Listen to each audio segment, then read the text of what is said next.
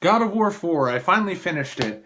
I got a mixed response to my initial review of this game. This review will have spoilers and will cover more of the entirety of the game as more of a complete review. A lot of people were a little bit frustrated with my first review because I had not completed very much of the game, but I can tell you that that first review, though it was about, I want to say, 10 or 12 hours into a game that I ended up spending at least 50 hours on. It was a pretty complete overview of the way the whole game is. First of all, when it comes to the story, the critical response to the story is like, oh my god, it's one of the best game stories of all time. Bull fucking shit. The story is good, but it is very severely flawed. There are real great moments in this game, and there's a few instances where I actually can appreciate the music. But one of the things that blows my mind is how much people credit the music of this game when I am actually pretty upset with the low quality of the music in God of War 4 in comparison to previous titles. It's really more of this effervescent fantasy shit that is garbage. I miss dun dun dun dun dun dun dun dun dun dun, and I don't need that same score, but I need a Kratos score, and I did not get one. I gotta look at our fantasy world, isn't it so beautiful score. Well, your fantasy world is in fact beautiful, and your score is garbage. I fucking hated the music for this game. But no, the story moves really slowly, even if you skip the side quests. And if you're like me and did most of them, I didn't kill all the Valkyries, and I didn't do like every single thing, but I got all this dwarven armor. I completed the first run of Muspelheim. How do you say it? The fucking lava world, and I beat the lava Valkyrie, which was holy shit, what a fight. The Valkyries were the only instance of real challenge in this game. I died to like one boss, and the only things that really killed me, and I played on normal, so don't think like I'm bragging. The only things that really killed me were a couple of the rifts, where they would spawn like, oh hi, you're like level 4 Kratos, here's level 6 or 7, like cheap as fuck mage enemies that do the poison on the ground. And I had originally recorded sort of like a middle review that I ended up not uploading because it sucked, but I spent almost the entirety of that middle review complaining about certain enemy types and how fucking cheap they are. Certain problems with enemies who can attack you through barriers. Their attacks go around walls. There's certain issues with the sound design, in particular when it comes to those witch things that, throw the poison on the ground and have the big sticks. Those things, the only real good cues you get for fighting those, because their attacks are on the ground and are basically the same color as the ground. If their attacks are brown, the ground is brown. Everything's dark in this game. You need sound cues to know when to dodge those, and if you're certain distances or facing certain directions when facing those things, their attacks make no noise, which is a big fucking problem. Certain enemies were pretty cheap, but overall I didn't have much of a problem. I would say that the game, just the main game, if you don't go off on any of the side quests, is very easy. At least on normal mode. It is very easy. There's only the beginning is really hard when you have so few skills and such poor armor, which is the difficulty scaling causing such problems in this game, where I went from breezing through early and then struggling for like 10 hours and then breezing through. And I think that's partially to do with that I got a lot of skill and I felt very proficient with this Kratos. I felt more in control and powerful with this Kratos than any other Kratos I have before, but that's because I am very well suited to this kind of combat, where it's locked third person. I'm able to throw things, and I can dodge any direction I want in short or long distances, and I have all these items that let me dodge farther and faster. I almost never blocked, and I would tell you, if you play this game, don't block pretty much ever. Like, blocking is a waste of time and makes you hold still. And I would say at least 60 to 75% of all attacks you will be faced with in the game are unfucking blockable. So why even bother? I parried, bosses, certain melee enemies, but otherwise I was Mr. Dark Souls, just rolling around, roll all day long, and just repositioning. And I'm good at that. So this is the God of War game that I am best at. And I beat everything there was to beat in the original God of War on PS2, and that was miserably fucking hard. I put a hole in my wall as a teenager out of just sheer fury at the challenge of the gods in that game. And but there was more of a difficulty balance in God of War 1. In this game, I feel like the main quest is easy, but if you veer off the road just slightly, you run into these dragon fights that can be really hectic and frenetic. And worse, the Valkyries make every boss look like a fucking joke. And I should mention that the fact that there's at least fucking 12 trolls in this game. And 25 ogres, and those are basically all the mini bosses and bosses. You go to Hell, you fight a troll. You go to Tyr's Temple, you fight 2 trolls. You go to this fucking King's Decrepit Castle, you fight a troll. The first boss is a troll. One of the last bosses is the fucking troll. The bosses are shamelessly cookie cutter. And that alone is just I'm not giving your game a 10. You cookie cuttered all the fucking bosses. There's only 2 boss fights that were unique, and that was the Mir and Modi or whatever, Thor's retard sons. The best boss fight of the game was definitely fighting, why can't I remember the name? It's basically Timon and Pumbaa, the two bosses that are Thor's sons that you kill. The first fight with them was the best fight in the game. That fight was awesome. And it had a lot of story in it, as well as really unique combat and very well fleshed out scripted sequences. Baldur, while Baldur was the best character in the game, and Baldur was absolutely fascinating, and I loved learning about his relationship to Freya, that was great. Baldur was really fucking easy both times you fight him, or actually all 3 times you fight him. Baldur is hilariously easy. I was never at any risk whatsoever of dying to Baldur. He is so predictable, and he looks fast when all you have to do is parry combo. And their idea of advancing the final fight with Baldur, which is kind of more or less the last boss of the game, all they do is go oh, Baldur's immune to your axe, use the blades. Baldur's immune to the blades, use the axe. Easy. It's a 1 button press away. And though he had more stuff going on, all he would do was throw 2 or 3 second telegraphed distance attacks and then rush me, where I could parry him no matter what. There was no real gimmick there. And although both the original fight with Baldur and all 3 fights with Baldur were the coolest by far fights in the game, I was taken out of it by how Baldur was nothing compared to the Lightning Dragon, whatever the fuck that guy's name was. Baldur was nothing compared to Thor's sons. Those guys were actually really dangerous, and they were nothing compared to the way the King of the Dark Elves would blind you, and he was actually a pain in the ass. None of the bosses gave me any trouble whatsoever except for the Valkyries, which actually don't count. They're side quest bosses.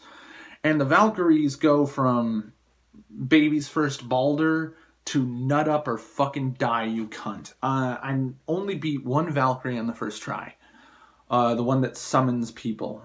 Summons Draugrs. I somehow pulled that off on the first try. And it's on my YouTube channel. I died lots to the Musil Lava World Valkyrie. I died lots to the other Valkyries in, in Midgard. And those were just sweat, scream, get a fever, and shake boss fights. And I loved those, but after every time I fought one of those, I'd put the game down for a while. Because I knew, okay, I killed a Valkyrie, let's get back to the main story. And what is the main story, everybody? Row, row, row your boat gently down a stream. Tell the story about a bunch of gods you'll never see. Do you meet Odin? No. Do you meet Thor? No. Do you ever meet a live giant? No, no, no. Do you ever figure out what the fuck is up with Faye? No, no, no, no, you don't. You talk to Mimir, who is a severed head. You talk to the fucking trolls, the gnome people, whatever, over and fucking over and over and over and over. The world is so depopulated and dead. Early on in the game, they hint that they're like these cannibal people, and they are obviously a enemy type that was cut out of the game, edited out of the game, because they introduced them like they're real characters. They talk, and then you kill them and you never see any more, and it's just Hell Reavers and Magic Reavers who don't talk, who have no personality, and they're just there to chew them up. Oh, look, there's Travelers. The Travelers seem almost like they're people like Kratos who travel between realms and have cool like armor from other worlds. They're badass. Do you ever find out who they are or what they do? Nope. Do you ever find out anything really about the trolls? Nope. You collect like 75 codex of lore. Do they tell you anything about anything? No. They tell you stories about the creation of the world and the establishment of gods that you never fucking meet. That you talk about for literally fucking hours while you row in a canoe for literally fucking hours. Not an exaggeration. Actual increments of 60 minutes in multiples in a fucking canoe. Or walking around in circles on the roots of the world tree, which is an interesting way to hide load times. All of these are basically hiding load times. And I liked listening to the stories. Mimir is a cool character. Atreus is the best child character to ever be in a video game. And Kratos is interesting. But every question I had at the start, middle, and end of this game was not answered at all. The only question I got is, why do I have more questions? Like they said, oh, guess what? Twist at the end, at the last fucking second. Oh, by the way, Faye, your wife, was a giant. Okay. And your son's name is Loki. Loki is the son of Odin and a giant. Why did we spend the whole game, and in fact there was a long extended period of the game where you're trying to cure this Spartan rage disorder that your son has. Kratos' son is like getting sick and dying because he can't handle the Spartan rage curse that Kratos has passed down to him. And then they tell me Atreus is Loki.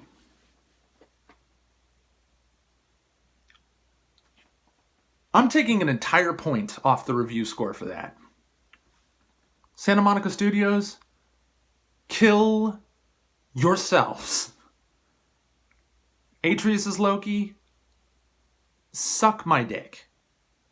Dumbest twist ever. That's my reward for beating the game, a gold trophy on PS4, and hey, Atreus is actually Loki. Fuck you. 10 out of 10 my fucking ass. I mentioned extensively in my first review how bad the hit detection is in this game. And, Jesus Christ. That was part of what made the Valkyries really hard. Because first of all, the camera is part of the problem. But second of all, attacks that like hit the ground, set the ground on fire, break the ground or whatever, are really confusing because of hitboxes. And Kratos' hurtbox is very odd. I don't know what Kratos' hurtbox is, but his hurtbox is around his body, like a bubble. So you will very frequently have an enemy cleanly miss you, and you'll get knocked prone. Very frequently you'll run past something on the ground, and it's like over here, and it hits your leg. I hated that. It made fighting the ogres, in particular, obnoxious. It made fighting the Valkyries miserable. It made fighting those witch things an absolute fucking chore. The things that killed me the most, and I only died maybe 10 times in my playthrough of the game, the fucking witch things. Like the first time I saw a Traveler, I think he might have murked me. because he killed me in literally one fucking hit. Because the thing is, as you do side quests, you could be like level 3 Kratos, and your level is kind of based on the accumulated stats that you've gained from gear. And depending on how you socket gear and what gear you're wearing can actually radically change your overall level. But the level thing is misleading because it's just based on like a total point score. And you could be a Kratos who put everything into health and doesn't do shit for damage, or a Kratos who has shit strength, but he has a fuckload of runics, so his regular attacks don't do much, but his special abilities murk shit. You can build like that. You can dump everything into cooldown and spam rune attacks. Shit like that. But it's a pretty good overall, like, you can handle shit that has this number too. And it's like, hi, I am level 4 in 3/4 Kratos. Hello, I am a level 6 Traveler with the shield on the back, and my greatsword, if I hit you with it, and the Travelers are a bit of a pain in the ass because they have 360-degree Dark Souls tracking, where if you think just circle strafing is going to keep him from hitting you in the head with a sword the size of your body, you were grimly mistaken. You actually have to time dodge that, again, like Dark Souls, or he's going to kill you. And at that level disparity, it's a one-hit kill. So I died to shit like that, where like I opened a riff, I'm level 3, these enemies are level 7. What the fuck, why is this accessible to me type shit. That happened a lot in the first 20 hours. And then once I was level 5 and 6 and 7, nothing could kill me. Fucking nothing but Valkyries could touch me. I was a monster. I didn't actually get to fully upgrade the axe. I didn't fully upgrade the blades.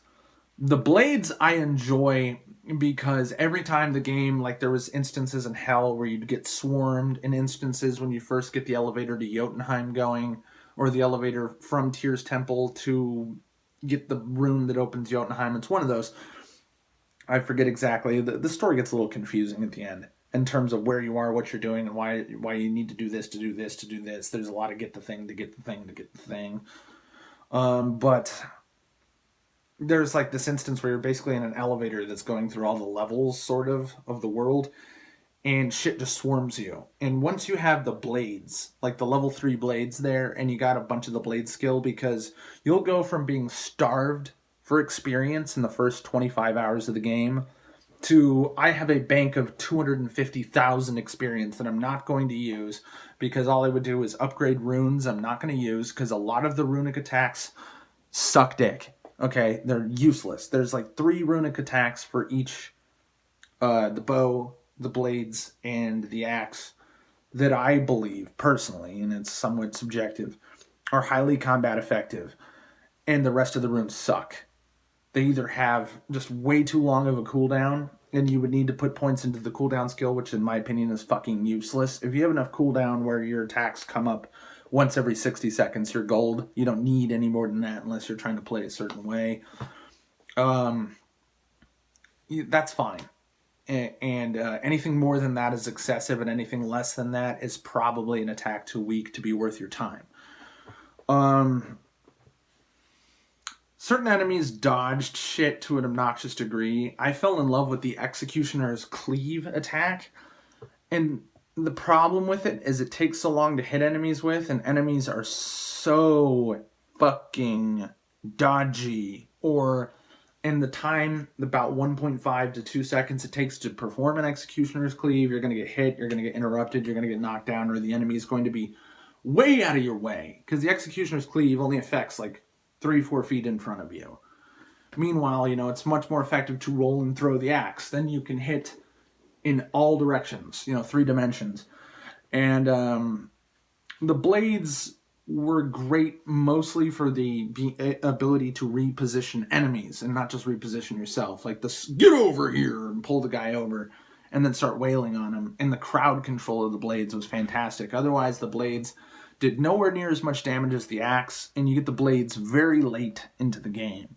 So I felt like an absolute black belt master of the axe, and the blades I went, well, these are relatively easy to use, but I'm only really going to use these on the enemies that resist the axe. And by the time you're actually seeing a bunch of the enemies that resist the axe, you should have so much fucking strength that you will just butcher them even if they resist the axe. Like, this enemy resists this kind of attack bullshit only, I would think, matters on the harder difficulties. On normal, I had forgotten for significant swaths of the game that the enemy was resisting the axe. I was just butchering the fuck out of him anyways, because a lot of the enemies that resist the axe are also the enemies with the lowest hit points in the game. So who gives a shit? You know, it's not very balanced. I guess I can kind of finish up with actually talking more good about the game. The environments, the level design, the graphics, the overall visual presentation of this game, even the color grading and scaling is, it's just get my dick hard. This is by far, and I mean by far, the most beautiful game that ever ran when only chugged a little at 30 frames per second on a fucking console. This game is beautiful. And I don't know how they optimized it. I mean, my PS4 sounds like a goddamn wind turbine running this game. It's like, raises the temperature of my room that I'm in right now to like 10 degrees up. Like, it gets fucking hot. And I'm spending 2.5 hours just throwing myself like a maniac at one of the harder Valkyries in the game. And this thing's sitting here going, and my room is like sweltering and I'm just red in the fucking face. But the game barely chugs. I did not experience one crash, not one crash, and very few frame rate chugs, hardly any screen tearing. This game is just expertly made. Like, this is what you deserve and expect, and every fucking game studio should be able to give you. This game. I don't think, if I try to remember my whole 50-hour playthroughs, I don't think I ever experienced a glitch. I never got fucked out of anything except for the hit detection, and I will not let that go. The initial shit I said about the combat where I was like, you won't use these skills, I effectively used in a proficient, in like correct way that saved my life or destroyed an enemy every single skill in the game, all the way down to picking up rocks and hurling them at motherfuckers in Spartan Rage mode. The final Spartan Rage skill I thought didn't sound very useful, because like when you're in Spartan Rage, you're invincible. Your attacks only make your if you get hit, your Spartan Rage just lasts less long. And you gain health every strike you do. And so I'm like normally spamming square, like more health, more health, more health, more health. And occasionally I would do like the ground pound if I was surrounded to stun everybody, and then I'd turn around and start bashing motherfuckers. And yeah, because you can unlock an ability where if you do the great big stomp, like crater attack like Baldur does, it can be pretty devastating if you pin an enemy against a wall, because you can do wall bounce. The stomp does a lot of damage, especially if you charge it, and Atreus jumps off your back and fires arrows into the cunt's face, which is bad fucking ass. Like that, parts like that are what sold everybody on this game being perfect, because moments like that are perfect. In moments like that, moments like where I'm facing the two trolls in Tyr's Temple, and I'm supposed to be scared because these are the biggest trolls, they're the largest trolls, they teleport, there's two of them, and I just go Spartan Rage, pick up rock, throw rock at troll, watch troll's health bar go like this. Dead! 3 rocks. Get fucking wrecked. And I don't know whether to go, that boss needs a lot more hit points, or just feel like a badass that I shredded one of the bosses in 3 fucking hits. It was hilarious, right? And it brings me to an interesting point, that I never felt, or I only very rarely felt, over-leveled. Like, there is a little bit of an RPG level-ish progression. It's pseudo, it's false, but it works a little like that, right? You understand me? And occasionally, like when you're level 7, you just ruffle stomp fucking level 4 guys. It's just smash, smash, smash, get that weak shit out of here. You know? But for the most part, the enemies felt like they posed some threat, like make you try. But through the last third of the game, I murked everything. And one of the deaths I had was like the whole, oh, the lights went out on the flying ship in hell. And the ship crashed. And that doesn't even fucking count. That's not a combat death, right? So just the difficulty scaling. But the graphics are beautiful. Occasionally the music works. But it works only in those moments where it's Kratos and the boy. And okay, it's been 25 minutes. Let's finish up with Kratos and the boy. At first, they don't get along.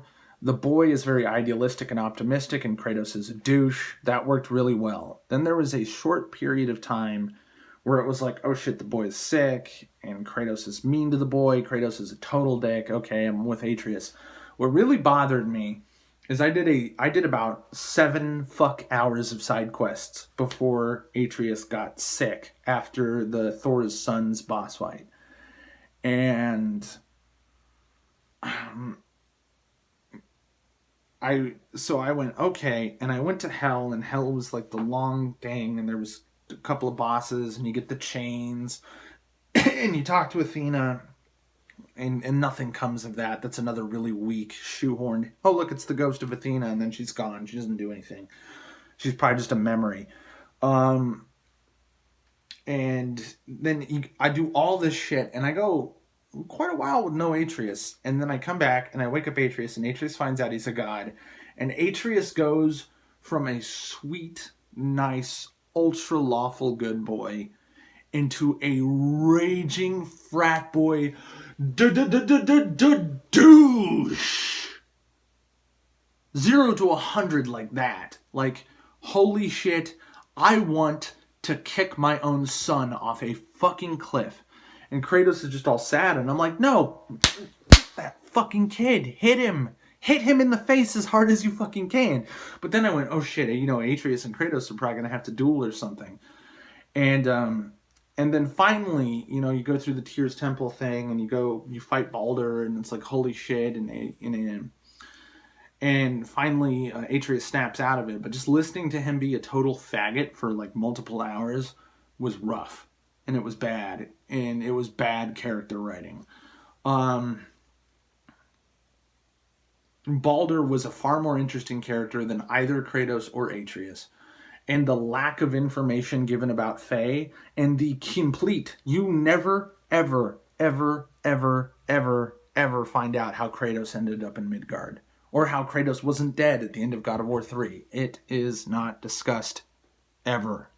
Not even hinted at. The only hint you get is that maybe Kratos used something that Tyr did. Tyr, the former god of war of Midgard, who is referenced, but you never see him because he's apparently dead, basically was able to go between realms like apparently Kratos did. Like maybe Kratos is the reincarnation of Tyr or some shit. Who knows? Nobody tells you. And it's not mysterious in a good way. It's a mysterious in, I've seen enough little instances of bad, clumsy, and lazy writing in this game that I don't believe you're hinting at some sort of great mysterious plot of like who Kratos really is, or is Kratos a ghost or something, any of this shit. No, the game's not that smart. Everybody says the writing is smart. The only part of the writing that is smart is Mimir is good at making exposition not bore me to fucking tears as we row, row, row your boat endlessly, endless fuckingly, row the fucking boat, row the boat. Take 30 fucking seconds to open the door to the tree. Sit in the tree world for 30 fucking seconds until another door appears. Take 20 seconds to go through this door to finally end up in Brock's shop. Take 10-15 seconds to go to the table. Take 30 seconds to run the table over to the world you want to go on. Hit the button. The world begins loading. It takes upwards of 40 fucking seconds to get off the table in the middle of the world tree to go to the door. Takes 2-3 seconds to walk to the door, and then takes 5 or 6 seconds to open the door to get to the opening area where you were trying to go. I just described to you like 5 fucking minutes of transitioning from one place to another. If you think about that, at least it lets you interact and it hides it, but you need to realize this game just took upwards of 5 fucking minutes almost. Somewhere between 2.5 and 5 minutes to transition levels. You gotta applaud their genius for hiding a load time of 2.5 goddamn minutes minimum. And that shit was maddeningly tedious. And do you remember when I told you in the initial review that you can, if you're doing all the side quests as they pop up, you can go 25 fucking hours easily, somewhere between 15 and 30 hours. Let's just average it out to 25 hours with no fast travel. All those Brock gateways do not work until you hit a certain point in the story mode. And let me tell you that you need to rush to that story mode because it will shave it would shave literal fucking hours off your playtime if you just rush to the point where Brock's gateways work, which incidentally is very fucking late in the story. Fuck that, dude. So I've spent 30 hours rambling, and if I still have your attention, let's get to the score. 10 out of 10, best game ever, best game of the decade. This game gets a 7.5. The ending sucked. A lot of the boss fights sucked. They were visually cool, gameplay-wise, didn't feel intense at all. Meanwhile, some of them were gameplay-wise miserable and maddeningly intense, namely half the Valkyries. I've killed, I think, 5 of them out of 8.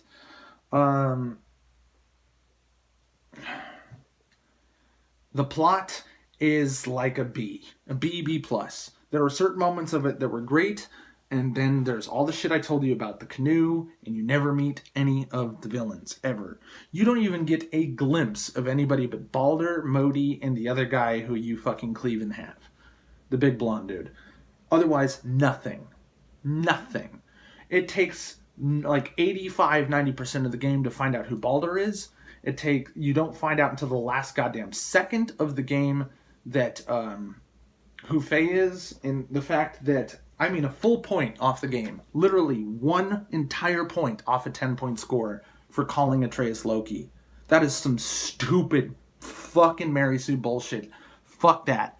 Fuck that. I would fucking punch the person in the fucking face who brought that up at the production meeting. Fuck that guy.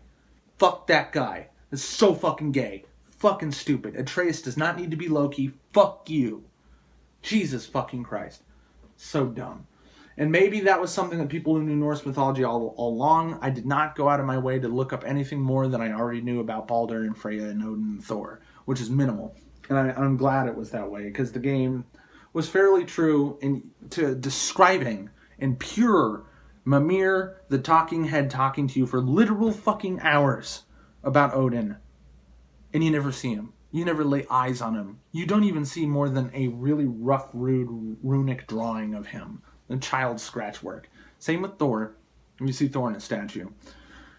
This game used like as little lore as possible and had you kill as little things of consequence as possible. You don't kill great, powerful, legendary gods. You kill some fucking dragon in a mountain and a dozen goddamn trolls. So there's certain things that were frustrating about the combat. There were certain things that were frustrating about the music. The story actually, like, a B is generous. It could have been a B minus, C plus, which a lot of people you find offensive. Oh, this story was so game. No, this story was, first of all, fan servicey and had the cheapest soap opera heartstring pulls between Kratos and the boy. And I got misty-eyed like twice, but they kept going back to that well and just fucking milking that. And a lot of times they were doing it very poorly. The shit with, like, douchebag Atreus was really terrible writing. The game's difficulty stops and starts and spikes. The slog and traveling. I have to give this game a 7.5. 7.5. Which a lot of people hear that and think, oh, that's like what Game Informer gives Dynasty Warriors. Like, IGN gives 7.5s to fucking movie tie-in games. Well, fuck those. Okay? For the record, and I've explained this multiple times in other reviews, but for the record, every game starts at a 5. A 5 is a mediocre blah game. Below 5 is fuck that game territory. And above 5 is this game has merits. And there is so many individual things, like graphics, like certain aspects of the combat, like the fucking character designs, that go straight to 10 and beyond. And there are certain parts about the general design of this game and the way they handle the plot and certain ways enemies behave and the difficulty stops and starts and spikes and drops that I have to say are below 5 shit. It's not, pulling the game from a 10 to an 8. It's like there's stuff that's going 10 and there's stuff that's going 2. And this game is tugging me in 2 different directions. And I ended up halfway between mediocre and legendary. This is not the best game ever. This is not a 10 out of 10 game. And I can understand if you say 8. I can even understand if you say 9. If the shit that bothered me didn't bother you. If you call this game a perfect 10 out of 10, you are a fucking liar.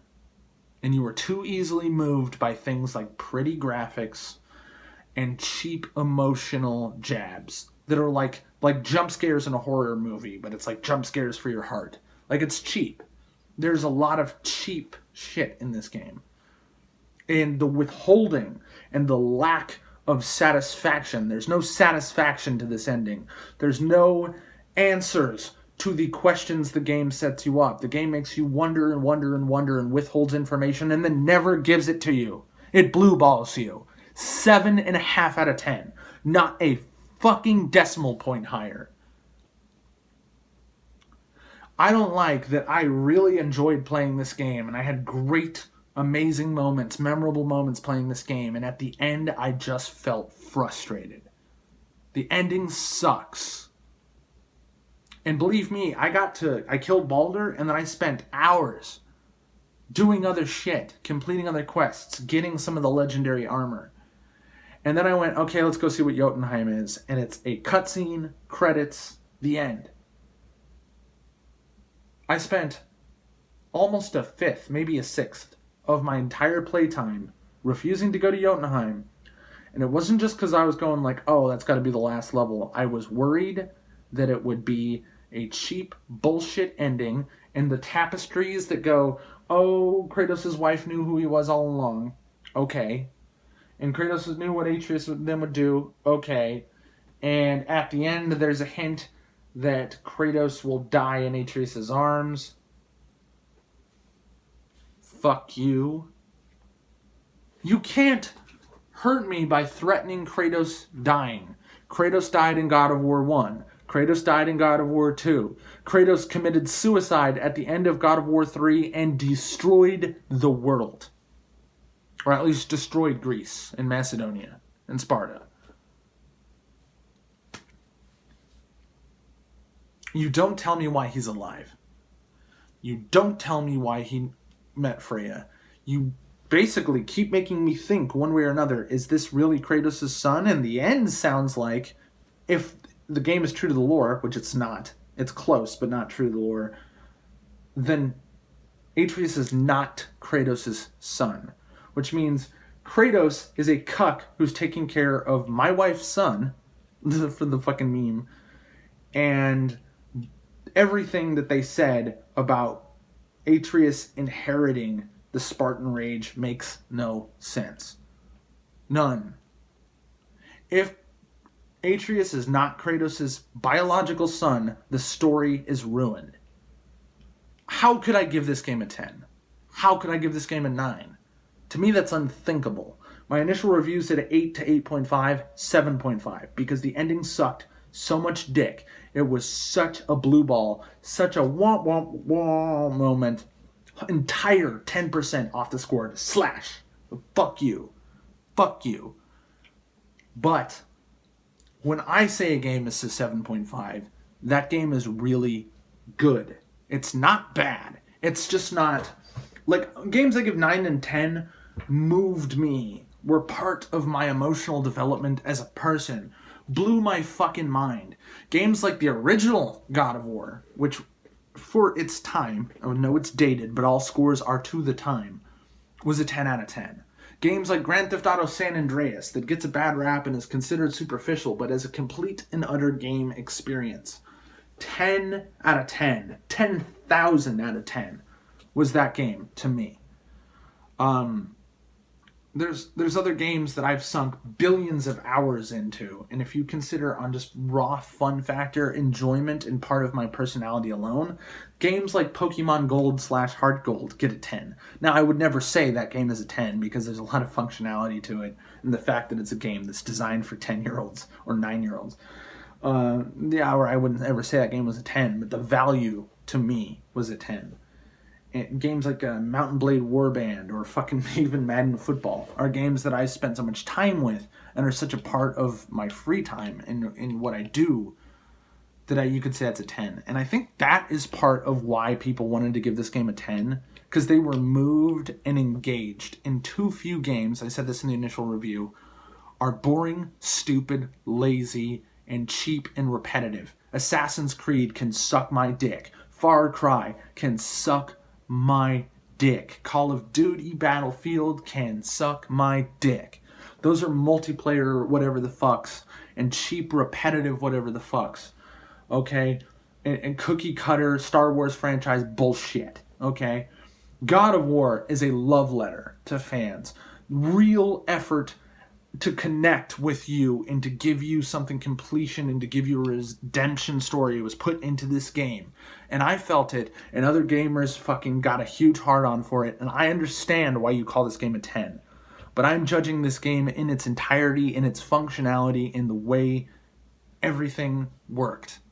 Tallying up every moment of awe and wonder and fucking sexual gratification with how beautiful this game is.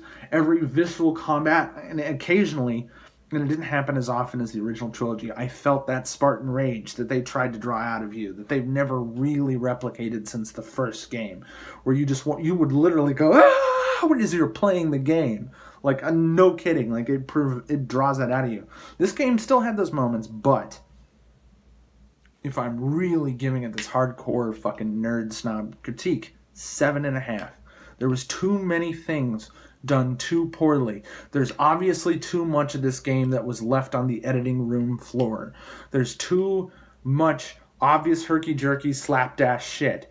And believe me, it's the best patchwork slapdash job you've ever seen, but it's obvious to the trained eye. And I'm not going to forgive the game for that. I'm not.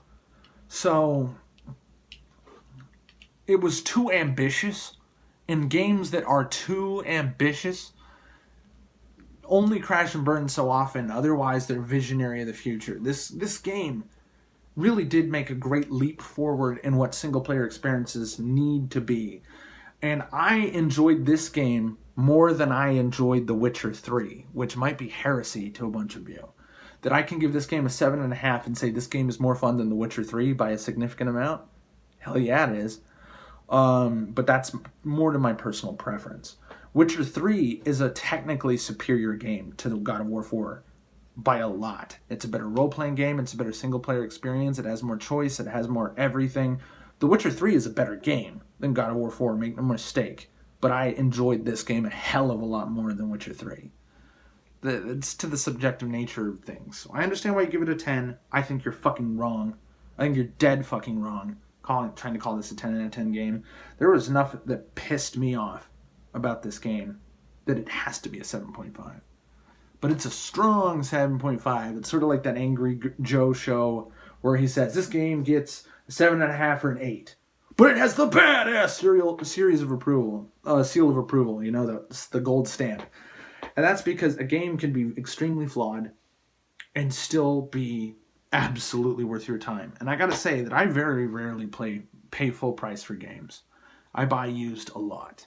I buy late a lot until I know everything about a game, and millions of reviews and discussions about games have come out. I don't buy games new except for certain titles.